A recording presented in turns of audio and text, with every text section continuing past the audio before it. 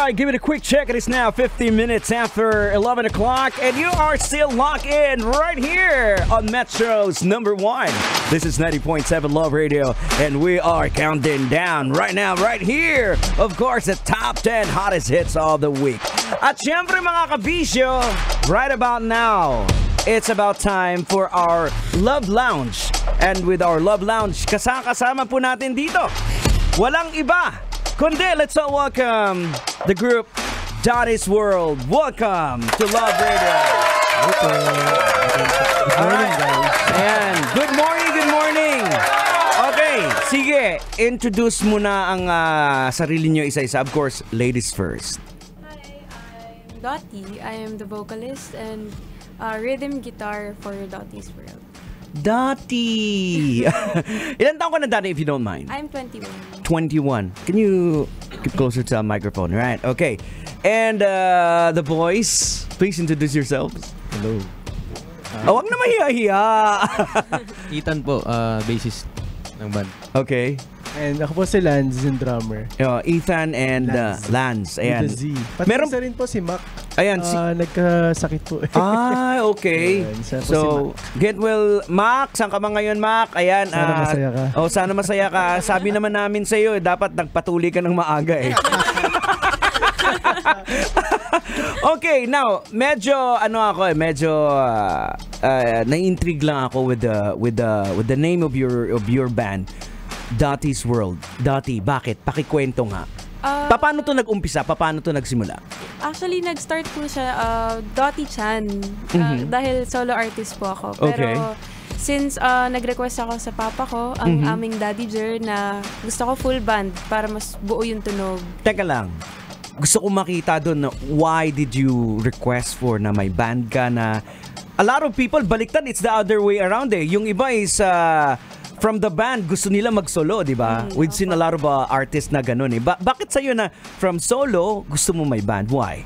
Unang-una, mahihain po ako. Oh! So, pag maharap ako sa crowd, nagpapanik ako. Okay. So, nag-request talaga ako na gusto ko may mga kasama ako para naman may support. And at the same time, input din kasi iba-ibang influence from other artists. Okay. So, pag gumagawa ng kanta, mas napapaganda. So, parang sinasabi mo itong kinuha mo band mga walang hiya. Si Lance po. Just kidding. Medyo. So, paano yung selection? Paano nabuo kayo as a band, guys? Friends of friends, and yung kuya ko po siya, yung bassist. Okay. Si Lance, kung gusto niya ikwento. Ako naman, 2019 ako pumasok sa band. Tapos friends of friends din. Okay, so it's more on a family business, family thing, and then with friends. So okay. Yes. So kaya ngayon hindi ka na mahiya, and it's because hindi lang basta yung kasama mo, it's parang family na rin din. Family na rin, yes. Okay. So now, can you tell us about the songs na tinutugtog mo? Paano ka nag-umpisa? As a solo artist, how do you start? Nag-start po akong mag-guitar nung 10 years old. Dahil po kay Taylor Sana Swift. all. 10 years old. Okay. Dahil kay Taylor Swift, biggest influence ko talaga siya. So, nag-request din ako kay Papa na guitar lessons. Then, nag-start ako magsulat around siguro 13. Doon lang ako nag-explore. Okay, so 13 years old nagsusulat ka na. Yes po. Saan kaya ako nung 13 ako no? Saan kayo nung 13 kayo? Gusgusin pa ako. Ngayon 13 nagsusulat ka na ng kanta. Apo. Wow. So, sa mga una mong nasulat nung 13 years old ka, na-release ba na rin din yung mga songs na yun? Hindi po, kasi pag pinapakinggan ko, nakikringe ako. So, parang ayoko na. Lahat ata tayo ganun na. Gumaan sa ganung face. Well, actually, kahit ako din, from our perspective, mga DJs, yung mga adlib namin nung una-una pa, parang yung, ako ba yun? Now, anyway, can you tell us about the brand of your music? Ano ba yung tugtugan ninyo? Ang gusto po namin talaga is makarelate yung mga kaedad namin. Yung mga kapwa namin broken, ganun. Okay. Gusto namin makarelate sila. Mhm. So yung mga sinusulat namin more on hugot. Okay. And kaya Dottie's World, gusto namin silang papasukin sa mundo namin. Wow. Pero nung una nga parang ayoko kasi Dottie's World, bakit mundo ko lang? Dapat, di ba dapat lahat kami? Mhm. Pero yung dating boss namin yung nag-decide sa Okay. Dottie's World. And pinangalan din kasi ako sa isda ni Elmo. Okay. So, kaya siguro Elmo's World, Dottie's World. Okay. Baka yun yung connect. Hindi ko na siya tinanong kung bakit pumayag na lang ako. So, Alright. ayun. So, from the guys' perspective, anything na pwede nyo ma-share para at least sa mga nakikinig ngayon sa atin sa Love Radio na they can know about the band, how you guys glued. Siguro yung music din kasi namin more of like yung from experiences namin. Lalo yun si Dottie and ako rin, yung mga recent na kanta kasi namin na nasulat is yun, kami dalawa yung yung nagko-collab para magsulat. And ayun, nakakatawa na kapag tumutugtog kami sa live, maraming kabataan kumbaga. And Okay. mga tao na nakaka-relate sa songs namin. Si Kuya. Bro. Ethan. Ayun, sabi nga ni Dottie, yung target namin usually, mga students. More on, kasi uso ngayon yung mga Heartbroken. Heartbroken. Hugot. So siyempre pag nagsusulat ka ng na heartbroken ka is usually is dapat ang hugot mo talaga na-experience nyo. So ibig sabihin na heartbroken na kayo? Opo.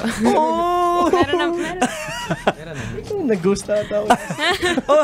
Paano na-ghost ka? Opo Sino kaya yun? Shout out mo. Shoutout mo na! Shoutout ka pa last time, no? Shoutout mo na! Ayoko na, hirap ako. Basta sana po masaya siya. Ayan. Pray ko na lang ang kanyang kasiyahan. Yeah. Well, gano'n naman. Well, actually, we thank those people na we meet along the way kasi sila naman yung mga yung mga missing piece na mamimit natin yung future natin. Yes, Oh, tama, diba? tama. Kaya ako personally lahat ng mga ex ko, friends ko eh. Huh? Oh, I don't burn bridges. Hanggang ngayon, anyway, magkakausap na sila ng asawa ko eh. Anyway. So, now, going back sa album ninyo, let's talk about yung sa single na pinopromote nyo ngayon. Ang latest single namin is yung Mismo. So, ang spelling is M-I-S-S-M-O. Okay. Parang linagyan namin ng wit, onte.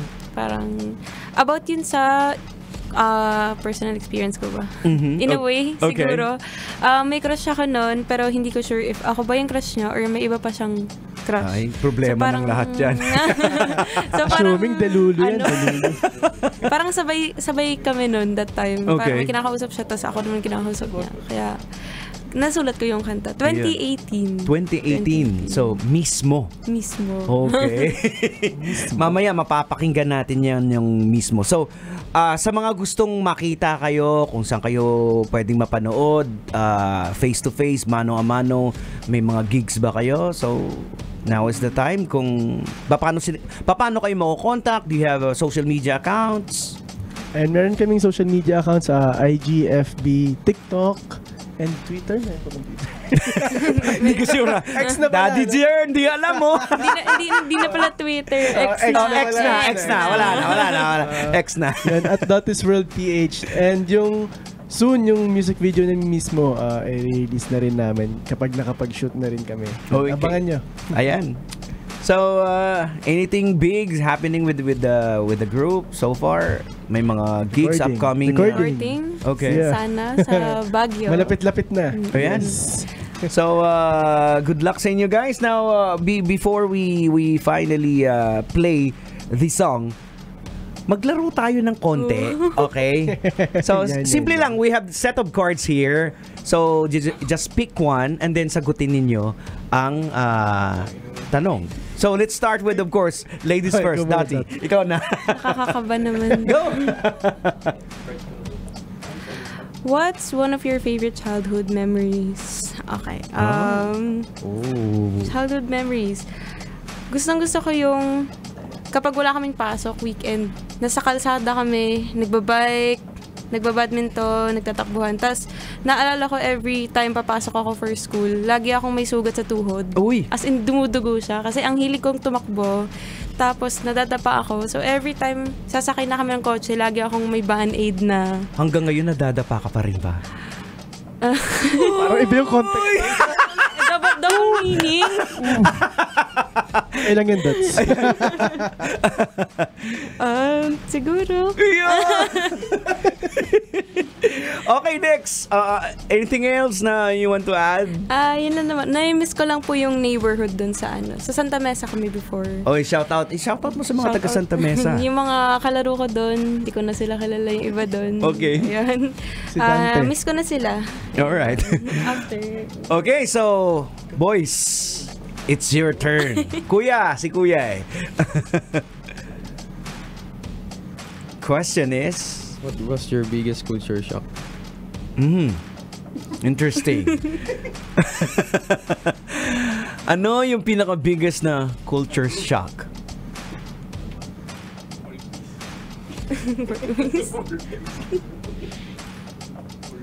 From Shanghai. 5, 4, 3. Siguro yung pinagdaanan ko nung sa school ko. Kasi since grade 1 sa sa Chinese school. Okay. Then yung nag-college ako. Nung pagtungtong ko ng university. Parang ibang ibang community. Yeah, exactly. Kasi halo yung dun eh. Medyo nag-adjust ako. Nag-adjust ako nun time na yun. So, ayun. So, yun yung medyo sa'yo. Pala yung ng isang university. Ayun, okay. Conservative kasi sa Chinese school. Tapos pagdating po sa university, biglang lahat ng tao open. Yeah. So, ayun po. At siyempre, iba din sa mga sa kultura din kasi din ng especially mga Pilipino, pag nakita kayo, makita Chinese, oh, Chinese! So, gano'n, di ba? Tapos yung bibiru-biruin ka pa, ni hao ma! Why me? Why me? Alright. Okay, bro. It's your turn.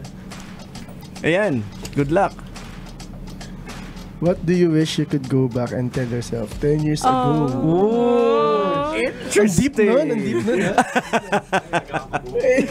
Okay. Siguro, kasi, kasi dati, like, mahilig ako mag-basketball. Basketball player talaga ako. Okay. Before ako mag-music. So, siguro kung mas inalagaan ko yung sarili ko. Kasi, bakit hindi mo inalagaan sarili mo? Kasi sobrang dami ko kasing injuries nun. Kaya parang tuluyan ko ng binitawan.